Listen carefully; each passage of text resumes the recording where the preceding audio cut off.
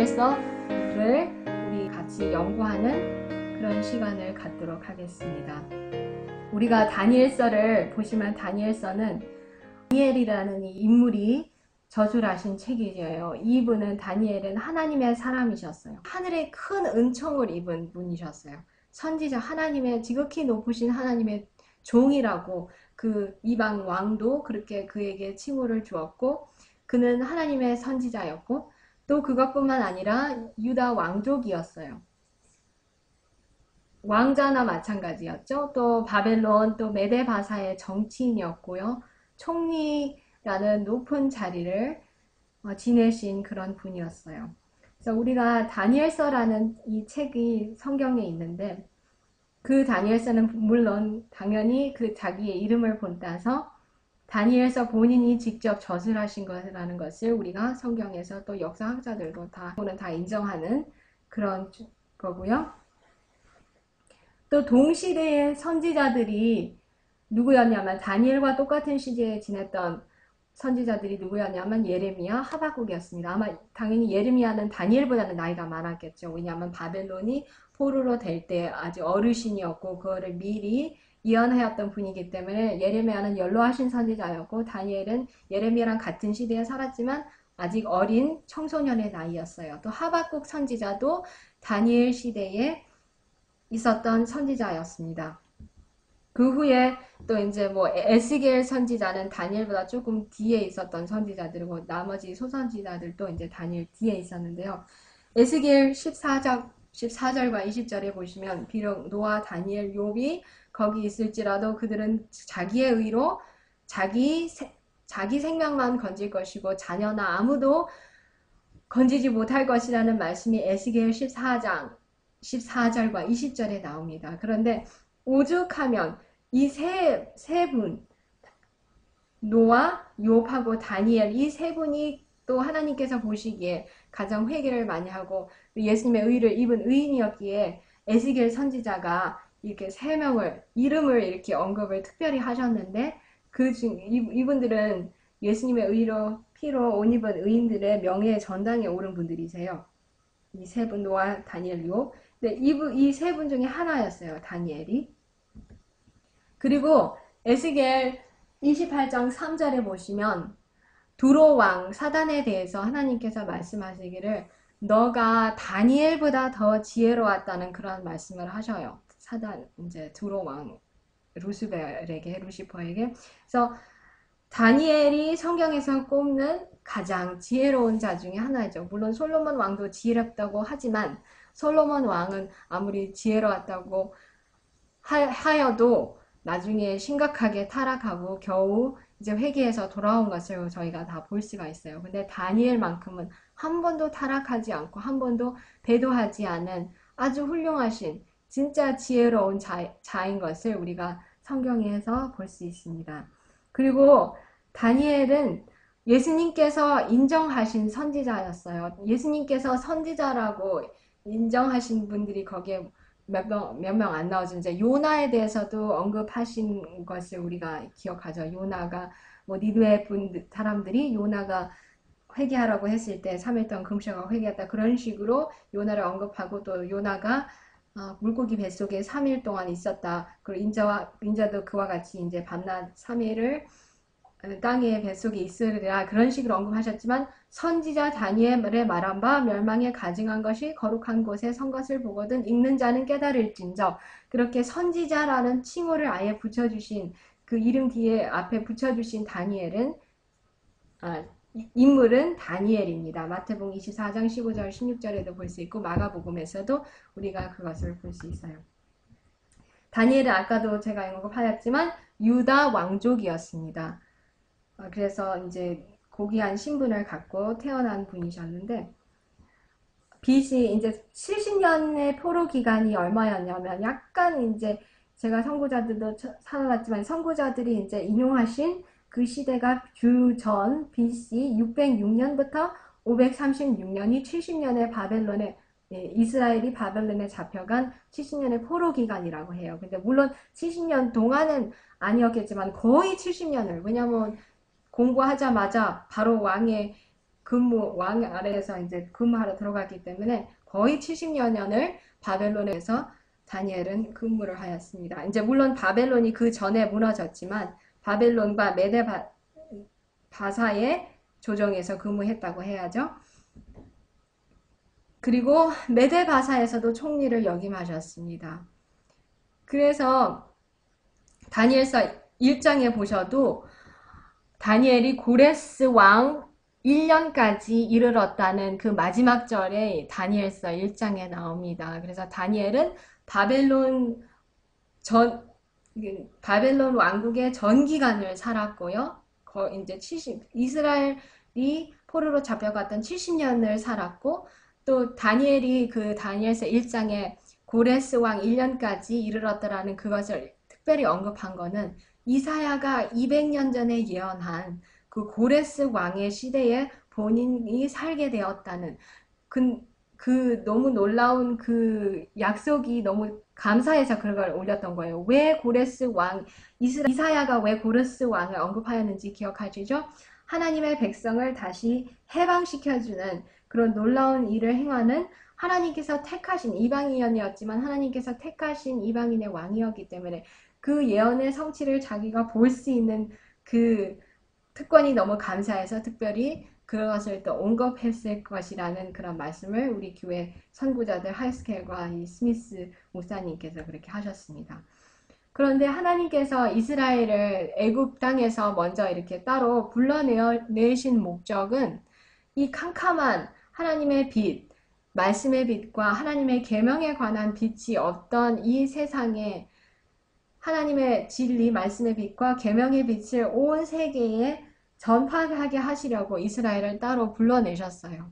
그런데 하나님의 주신 이 계획을 이스라엘 나라는 계속 배도하고, 물론 몇 명은 소수의 무리는 그것을 끊이지 않고 계속 지켜왔지만 국가로서는 제대로 그것을 하지 못했어요. 그래서 빛이 없는 등대와 같고 그 불빛이 없는 촛불과 같은 그런 국가가 되었습니다. 그렇게 되었을 때 이스라엘 나라는 사방에서 적군에게 포위를 당하게 되었습니다. 자꾸만 자기들을 구원하신 하나님을 잊어버리고 다른 이방신들을 그 사사시대로부터 이방신들을 쫓아가는 역사를 우리가 보게 되죠. 사사기에 그래서 그렇게 말씀이 계속 나오죠. 이스라엘이 하나님을 버리고 뭐 어떤 나라의 신 이것을 계속 쫓았다는 말씀이 나오는데, 그것을 다시 예수님께서 고쳐주시려고 사사들을 보내시고 사무엘을 보내시고 또 이제 특별히 이제 좀 더 개혁적인 왕들을 보내셔서 자꾸 하나님께로 돌이키게 하시면 또 타락해서 들어가고, 그래서 이스라엘 히브리 사람들 중에는 이런 말이 있었대요. 예루살렘이 이제 그런 무슨 잠언 같은 또 이런 말이 사람들 사이에 오갔다는 그런 전통이 있는데요. 예루살렘이 멸망한 이유는 이스라엘 자녀들의 교육을 이스라엘 나라가 게을리했기 때문이다. 이런 말이 이스라엘인들 가운데서도 오고 갔다고 그래요. 그런데 다니엘의 예언은 또 다니엘서에 나오는 이 역사는 이 말이 얼마나 참되었는가를 우리에게 이제 확실히 보여주고요. 또 유대인들이 다시 70년 후에 예루살렘으로 돌아갈 수 있었던 이유는 몇 명의 히브리 소년들이 하나님의 교육을 제대로 받았기 때문에, 교육을 제대로 받은 이 몇몇의 소년들이 있었기 때문에 다시 돌아갈 수 있었다는 것을 우리가 이 다니엘서의 역사에서 볼 수 있습니다. 근데 우리가 히스기야가 놓친 기회를 보면요. 이 히스기야가 이제 젊은 나이에, 별로 늙은 나이가 아니었죠. 젊은 나이에 죽을 병을 얻게 되었을 때 이사야 선지자가 왔죠. 네가 내 집을 정돈하고 이제 죽을 준비를 하여라. 그랬을 때 히스기야가 울면서 하나님께 간청하였을 때 15년이라는 세월을 다시 주셨어요. 그런데 그 역사를 우리가 알죠. 그 뒤에 하나님께서 이 바벨론 왕이 그때 그 히스기야가 나음을 받으리라는 증거로 태양이 뒤로 다시 15도를 돌아가는 그 기이한 역사를 보고 바벨론 사신들을 바벨론 왕이 보내서 참 하나님에 대해서 배울 수 있는 이런 기회를 하나님께서 주셨건만 히스기야는 정말 미련하게도 하나님을 자랑하지 않고 천지와 만물을 지으신 첫째 천사에 나온 하나님을 자랑하지 않고 자기 자신의 보잘것없는 재산들을 자랑했어요. 그래서 하나님께 또 이사야기 선지자로부터 큰 꾸지람을 받았을 때 이런 말씀하셨어요. 보라, 날이 이르리니 내 집에 있는 모든 소유와 내 열조가 오늘까지 쌓아둔 것이 모두 바벨론으로 옮긴 바 되고 남을 것이 없으리라. 여호와의 말이니라. 또 내게서 날 자손 중에서 몇이 사로잡혀 바벨론 왕궁의 환관이 되리라 하셨나이다. 이사야 39장 5절로 7절에 나옵니다. 그래서 히스기야가 이제 뭐 그 뒤에 말씀에 뭐 내 생전에는 이르지 아니하니까 감사하나이다 이렇게 했는데 이 너무나도 슬픈 역사를 히스기야가 이 하나님을 높일 수 있는 역사를 놓쳤어요. 그렇지만 이 예언을 통해서 히스기야에서 난 왕족들 중 몇몇이 바벨론 궁에서 환관이 되고 또 사신들이 되리라는 이 예언이 여기에 하나님께서 미리 주셨어요. 이스라엘 백성에게 미리 그들의 미래를 보여주시는 거예요. 너희들이 이제 바벨론으로 포로로 잡혀갈 것이라는 것을요. 근데 불쌍하게도 히스기야가 이 병이 난 후에 얻은 아들이 므낫세였어요. 그래서 므낫세가 아마 12살 때 왕이 되었거든요. 근데 히스기야는 그렇게 하나님을 잘 믿었음에도 불구하고 헵시바 자기 부인과 함께 므낫세를 교육을 제대로 시키지 않았어요. 이 므낫세가 오직 악만 행하는 그런 나쁜 왕이 된 것을 우리가 볼 수 있어요. 같은 시기에 모세나 예수님은 12살 때 제대로 된 교육을 또 한나, 또 사무엘, 이런 마리아, 이런 훌륭한 어머니들은 그 어린 나이에 제대로 된 교육을 시켰기 때문에 이 예수님이나 모세나 사무엘이나 역사를 바꾸는 자기의 국가의 운명을 좌우하는 그런 선택들을 하고 그런 역사를 남기는 그런 기록들을 하였는데요. 히스기야는 불쌍하게도 그렇게 하지 못했어요. 그렇지만 다니엘의 부모들은 분명히 그 이사야가 히스기야에게 해주신 약속을 아마 기억을 했을 거예요. 몇몇의 경건한 어머니들은 내 아이가 혹시 커서 바벨론이라는 그 이방 나라의 포로로 잡혀갔을 때 하나님께 끝까지 충성할 수 있도록 나는 이 아이들을 잘 훈련해야 되겠다. 분명히 그렇게 결심을 하고 제대로 훈련을 한 아이들은 곧 다니엘과 그의 세 친구들이었다는 것을 우리가 역사의 기록을 통해서 볼 수가 있습니다. 그래서 다니엘과 그의 친구들이 포로로 잡혀갔을 때요. 아마도 그들은 1차 공격 때 잡혀갔을 것이에요. 그것이 이제 이 선구자들도 약간씩 다르더라고요. 어떤 선구자는 606년이라고 하기도 하고 어떤 선구자는 607년이라고 하고요. 그래서 어쨌든 이 둘 중에 606년이나 607년 사이에 왕족의 그 왕자들로서 포로로 잡혀갔을 것이에요.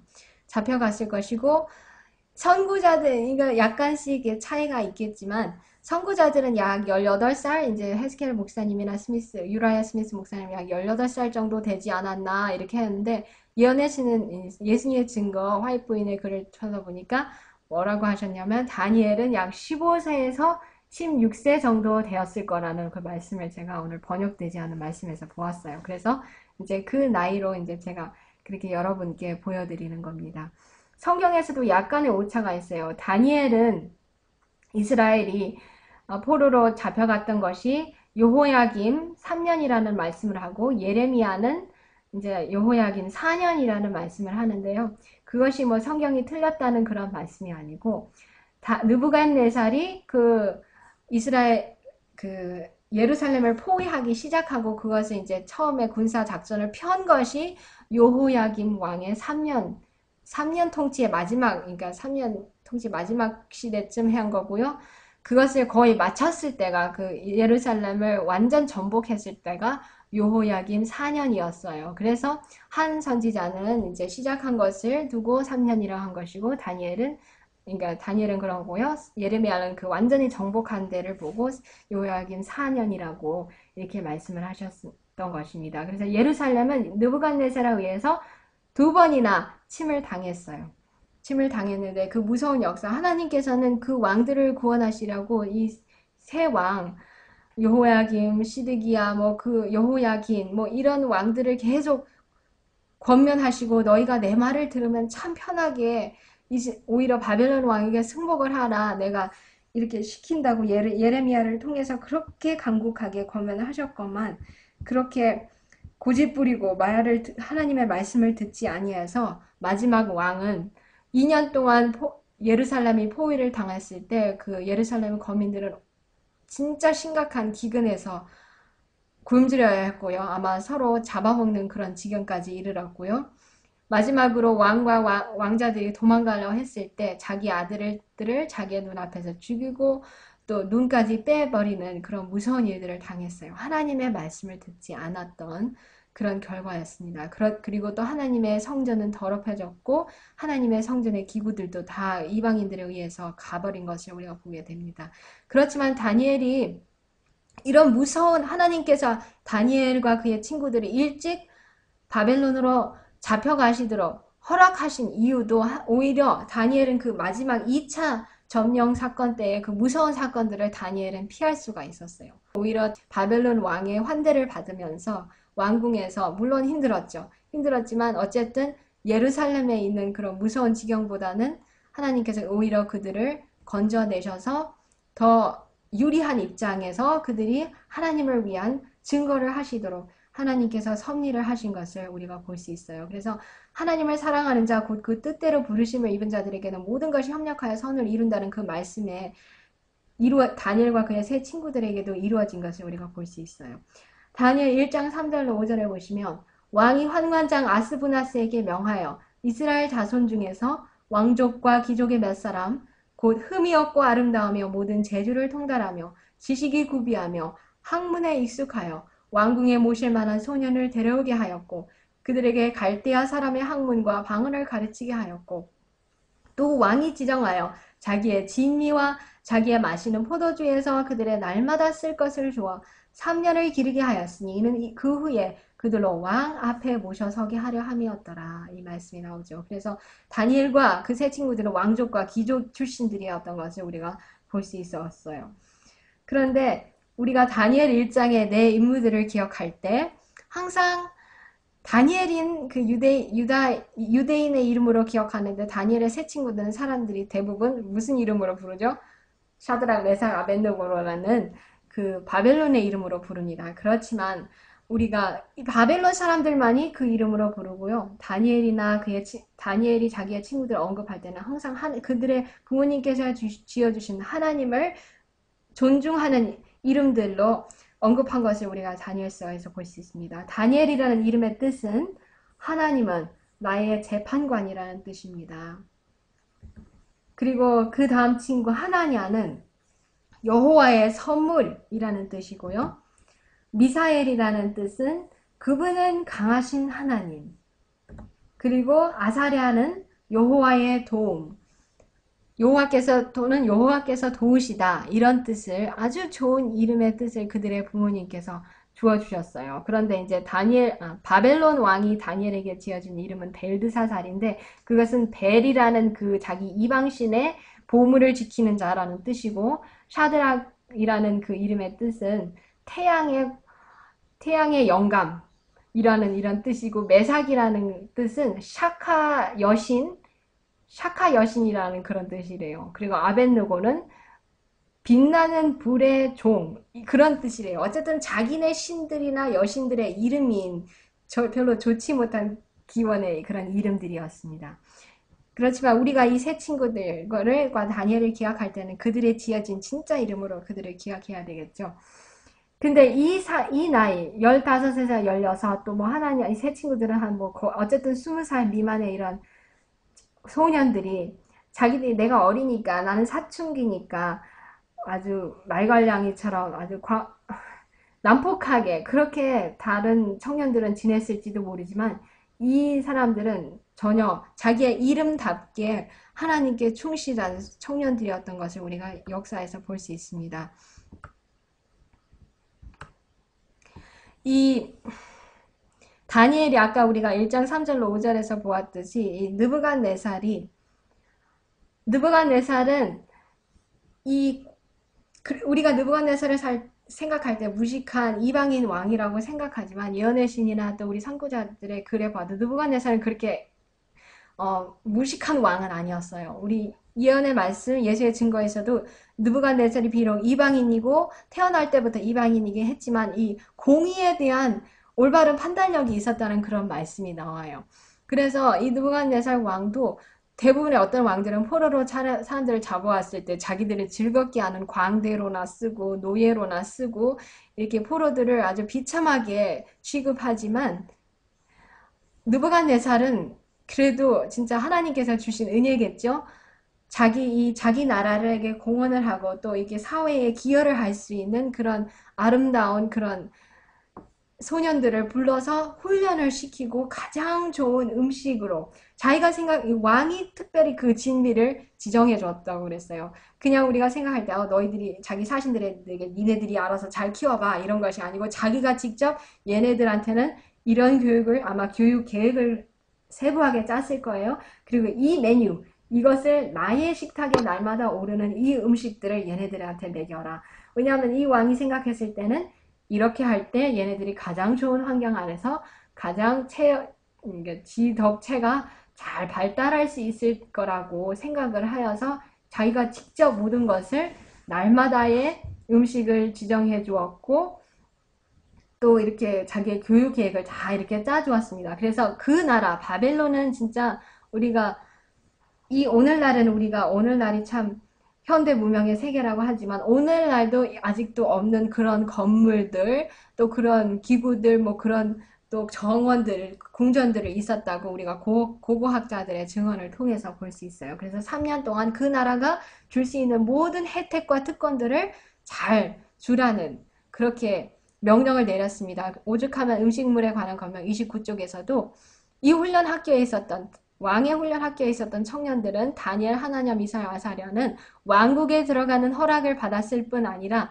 왕의 식탁에서 나오는 고기를 먹고 술을 마시기로 정해져 있었다. 이 모든 것으로 왕은 그들에게 큰 영예를 줄 뿐만 아니라 그들이 얻을 수 있는 육체적, 정신적 최선의 개발을 얻게 하는 것이었다고 생각했다. 왕은 자기 생각에서는 최고로 해주었던 것입니다. 근데 다니엘의 교육이 어떠하였냐면 다니엘의 부모들은 엄격한 절제 습관으로 어린 시절부터 그들을 훈련시켰다. 그들은 그가 모든 습관에 있어서 천연계의 법칙에 순응하지 않으면 안 된다는 것과 먹고 마시는 것이 자신의 육체와 정신과 도덕적 품성에 직접적인 영향을 끼친다는 것과 그의 재능에 대하여 하나님께 책임이 있다는 것을 가르쳤다.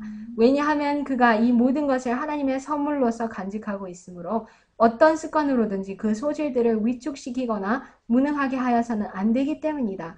이 교훈의 결과로 하나님의 율법이 그의 심중에서 높임과 존경을 받았다. 그래서 다니엘과 이 새 동무들은 유년시대 때부터 부모님들이 훌륭하신 부모님들이어서 바른 훈련과 교육의 혜택을 누렸습니다. 그런데 그 혜택만으로 그들이 충분하지 않았어요. 자기 스스로가 부모님을 떠난 후에도 자기 스스로가 결정하고 스스로 행하지 않으면 안 될 이 시기에 자기들의 장래가 딸린 이 시기에 그들은 자신의 행동 여하에 따라서 어떻게 그 하나님을 선택할 것이냐 아니면 세상으로 갈 것이냐 이 선택의 기로에 놓였을 때 그들은 유년시대에 배운 교훈을 신실히 이행할 것을 결심하였고 지혜의 근본 되신 하나님을 경외하기로 그들은 굳건히 결심하였습니다. 이때 이 다니엘의 생사의 선택의 그 갈래에 놓이게 되었어요. 근데 다니엘은 뜻을 정하여 왕의 진미와 그의 마시는 포도주로 자기를 더럽히지 아니하리라 하고 자기를 더럽히지 않게 하기를 환관장에게 구하니 하나님이 다니엘로 환관장에게 은혜와 긍휼을 얻게 하신지라. 환관장이 다니엘에게 이르되 내가 내 주 왕을 두려워하노라. 그가 너희 먹을 것과 너희 마실 것을 지정하셨거늘 너희 얼굴이 초췌하여 동무 소년들만 못한 것을 그러 보시게 할 것이 무엇이냐. 그렇게 되면 너희 까닭에 내 머리가 왕 앞에서 위태하게 되리라 하니라. 다니엘과 그의 동무들이 이 결정을 하기까지 그냥 갑자기 그냥 충동에 의해서 한 것이 아니었어요. 그들은 분명히 생각을 하고 고심을 하였어요. 그렇지만 그것을 주님께 이 문제를 기도로 가져갔을 때 그동안 우리가 부모님께서 우리에게 가르쳐 주신 원칙들에 우리가 충성하자. 그렇게 결심을 내렸어요.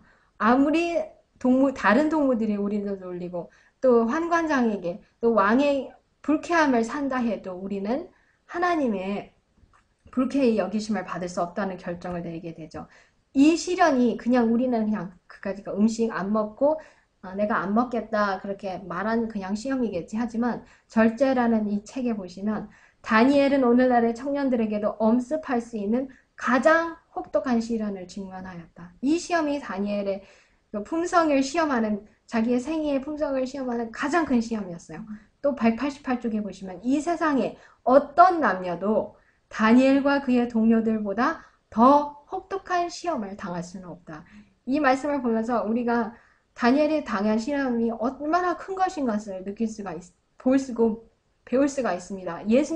물론 예수님의 시험이 가장 컸죠. 40일 동안 금식을 하신 다음에 마귀에게서 3번의 시험을 받은 것이 그것도 가장 혹독한 시련 중에 하나였는데 그거 다음으로 인간이 남녀가 또 청년들이 받을 수 있는 시험 중에 가장 큰 시험을 다니엘과 그의 동무들은 통과를 했던 것이었습니다. 그들은 어린 시절에 받은 신앙적 교훈에 충실하였고 원칙과 기호 사이를 머뭇머뭇하지 아니하였고 하나님의 절제하기로 선택하였고 이 피할 수 없는 위기에 봉착한 것을 알았지만 자기들이 할 수 있는 가장 단호한 노력을 다하고 결과는 하나님께 맡겼어요. 그렇게 하였을 때 환관장은 이렇게 해주기를 겁나했던 거예요. 왜냐하면 왕이 아주 직접 이 모든 아이들의 교육에 너무나도 깊은 관심을 가지고 자기가 제일 좋은 방법이라고 생각하는 식생활과 교육 방법을 다 지정해 준 거기 때문에 왕의 명령을 어기면 그 자기의 목이 떨어져 나가는 것임을 알았기 때문에 너무 무서워했지만 이 다니엘은 오히려 환관장에 이게 은총을 입었다는 그 말씀을 우리가 다시 보게 되죠. 근데 다니엘과 친구들이 왕의 진미를 거절한 이유들은 첫 번째로 이 우상에게 바친 음식이었어요. 그 당시 이 바벨론은 그 음식을 먹기 전에 자기의 신들이나 여신들에게 헌주를 하고 또 자기의 제일 좋다고 생각하는 음식들에게 바쳤기 때문에 하나님께 바쳐지지 않은 그 음식을 먹는 것도 자기의 종교에 반하고 레위기 11장과 다른 여러분 나오는 이 부정한 음식들도 분명히 있었고요. 또 잠언 23장 29절로 32절에 너는 그것을 보지도 말고 먹지도 마실라는 또 잠언 31장 4절에 왕에게 포도주를 마시지 않고 독주를 찾는 것이 주권자가 원하는 왕자들이에요. 왕자들에게 마땅치 아니하다는 그런 말씀을 다니엘은 기억했기 때문에 덕무들도 그래서 그들은 하나님의 계명을 무시할 거냐 아니면 왕의 계명을 무시할 거냐 이것을 선택하라고 하였을 때 하나님의 계명을 순종하기로 선택하였습니다. 그러나 다니엘은 주저하지 아니하였다. 그에게는 하나님께 인정받는 것이 세상에서 가장 강한 군주의 총애를 받는 것보다 더욱 귀중했고 생명 그 자체보다 귀중했다. 그는 결과에 어찌 되든지 그의 성실에 굳게 서기로 결심하였다. 다니엘은 뜻을 정하여 왕의 진미와 그의 마시는 포도주로 자기를 더럽히지 아니하리라고 하였다. 그리고 그의 이 같은 결심은 새 동무들의 지지를 받았다. 다니엘만 그렇게 생각했던 것이 아닙니다. 그 새 동무들도 같은 마음이었습니다. 그래서 다니엘이 새 친구들이 이렇게 공손히 환관장에 가서 청하오니 당신의 종들을 열흘 동안 시험하여 채식을 주어 먹게 하고 물을 주어 마시게 한 후에 당신 앞에서 우리의 얼굴과 왕의 진미를 먹는 소년들의 얼굴을 비교하여 보아서 보이는 대로 종들에게 처분하소서 하매 그가 그들의 말을 조차 열흘을 시험하더니 열흘 후에 그들의 얼굴이 더욱 아름답고 살이 더욱 윤택하여 왕의 진미를 먹는 모든 소년보다 나아 보인지라. 이러므로 감독하는 자가 그들에게 분정된 진미와 마실 포도주를 제하고 채식을 주니라. 그래서 다니엘이 이 구했던 음식은 채식이었습니다. 이 채식이라는 이 원어를 보니까 주로 이제 채소들이고 땅에서 그러니까 이렇게 땅에서 자라는 식물 이것을 달라고 분명히 이런 채식 육식이 전혀 들어가지 않은 이런 먹음직하고 보암직스러운 단순한 채식을 요구했어요. 다니엘이 항상 단순히 먹었던 것은 아니에요. 어떤 때는 물론 항상 건강하게 먹었겠지만 특별히 하나님의 뜻을 더 찾고자 할 때는 우리가 다니엘 10장 3절에 보셔도 새 일에게 차기까지 천사가 그것을 자기에게 가르쳐주기까지 좋은 떡도 먹지 않고 포도주와 고기도 입에 넣지 않고 기름도 바르지 아니었다는 그런 언급을 하게 되었습니다. 그래서 특별히 하나님의 뜻을 찾고 하나님을 더욱 열심히 찾을 때는 이렇게 단순히 음식을 찾아 먹던 것을 보게 됩니다.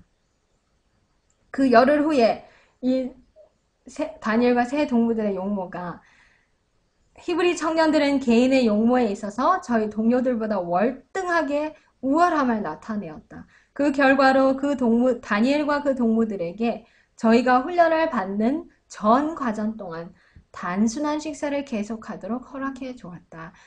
그래서 우리가 이 역사를 볼 때 아마도 다니엘과 그의 세 친구들은 더 눈이 반짝반짝 빛나고 얼굴들도 더 불그스름하고 건강하게 보이고 또 바른 자세와 또 영적으로 지적으로도 아주 순결한 그런 용모를 지냈을 거예요. 그래서 이 뒤에 보이는 사진들처럼 이 다른 아무리 히브리인이어들도 이렇게 비실비실하고 창백하고 건강하지 못하게 보이는데요.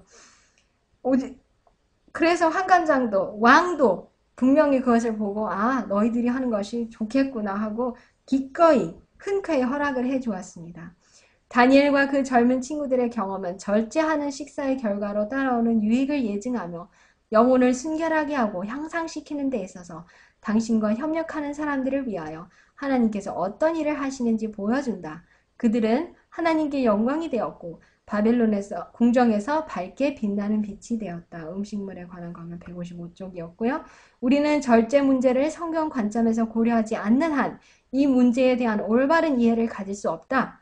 그리고 바벨론의 왕궁에서의 선지자 다니엘과 그의 동료들의 역사보다 참된 절제와 이에 따르는 축복에 관하여 더 포괄적이고 힘있는 사례는 없다. 그래서 우리 마지막 때에 사는 우리도 다니엘과 같은 그런 참된 절제의 모범을 분명히 우리는 따라야 할 것입니다. 이들이 이렇게 확고부동하게 자기를 부정하고 그 동기가 순결한 것을 이 동기가 이 다니엘 친구들과 다니엘은 내가 세상에서 높아야지 세상에서 높은 자리를 얻어야지 돈 많이 벌어야지 이런 것으로 한 것이 아니었어요.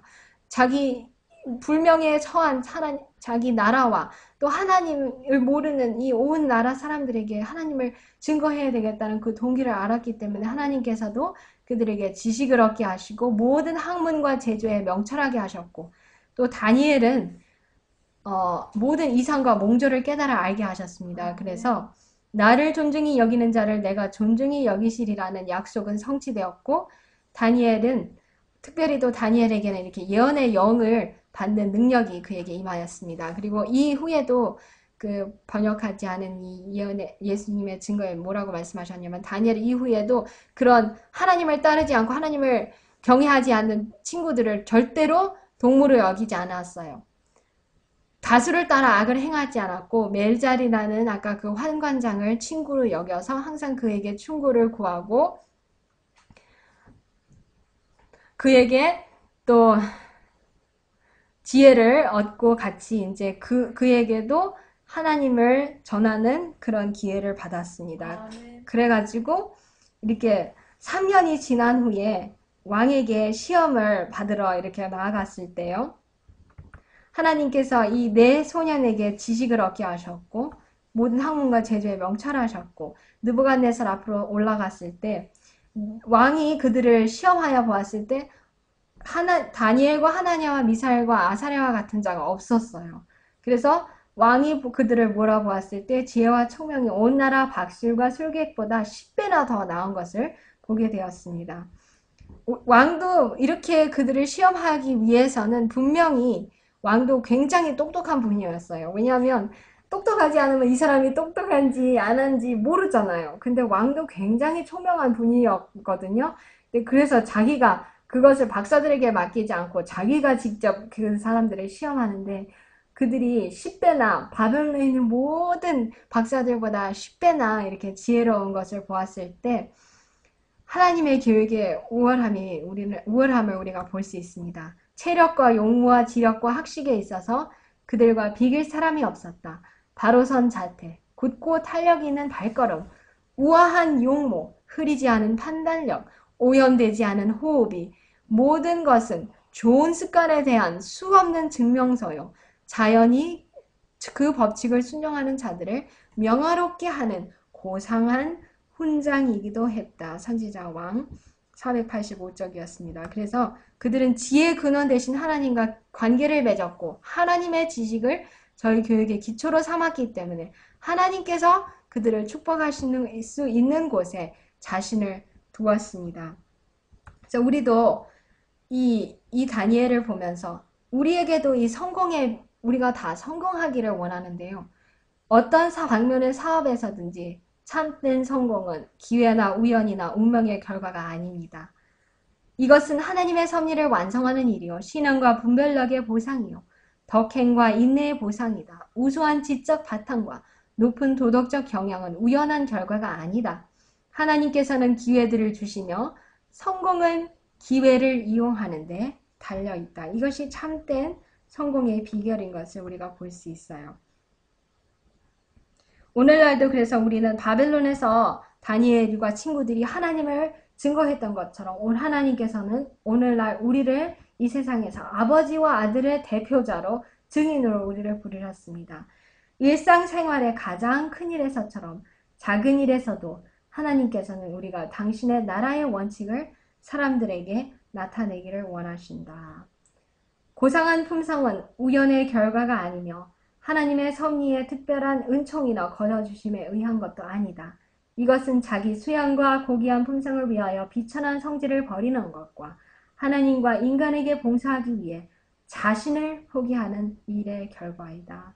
그래서 오늘 시간이 다 되었으므로 여기서 이제 마치는데요. 마지막으로 이 사람들을 통하여 나타내신 동일한 강력한 진리를 하나님께서는 오늘날 청년들과 어린이들을 통하여 나타내시고자 하신다. 다니엘과 그 동무들의 생애는 하나님께서 당신께 복종하고 전심으로 당신의 목적을 성취하시려고 하는 사람들을 위하여 하나님께서 어떻게 행하실 것인지를 보여주는 하나의 예증이다. 그래서 다니엘만의 그 역사에서 끝날 것이 아니라 오늘날 우리가 이 바벨론과 같은 세상에서 다니엘과 그의 세 친구들처럼 우리가 하나님과 협력하고 우리 자신을 포기하고 온전히 주님을 신뢰함으로 이런 고상한 품성을 이루어서 이 세상 가운데서 빛들로 나타나는 우리 모든 믿음의 가족들 되기를 바라면서 말씀을 드리겠습니다. 다 같이 기도하겠습니다. 하늘에 계신 우리 아버지, 오늘 또 주님께서 다니엘과 그의 세 친구들의 역사에서 우리에게 귀중한 교훈을 가르쳐 주셔서 감사합니다. 다니엘과 그의 세 친구들이 어렸을 때부터 주님을 신뢰하고 주님을 믿었지만 이 가장 혹독한 시련 앞에 섰을 때 그들은 세상을 따라가지 아니하고 주님을 그들의 주님과 또 그들의 구세주로 모시기로 선택하고 오로지 원칙과 주님의 계명에 충실하기로 선택하였을 때 이런 놀라운 결과가 그들에 이르렀고 그들이 바벨론 모든 박사들보다 더 지혜로우며 세상에서 그렇게 빛들로 하나님을 나타내신 그 역사를 보게 됩니다. 저희들도 온전히 자아를 포기하고 우리의 지혜의 근본 되신 주님의 우리의 구세주로 모심으로 우리 바벨론과 같은 세상에서 주님을 온전히 나타낼 수 있는 우리 모두가 될 수 있도록 주님께서 복을 주시고 은혜 베풀어 주시옵소서. 예수님의 귀하신 이름으로 간절히 기도합니다.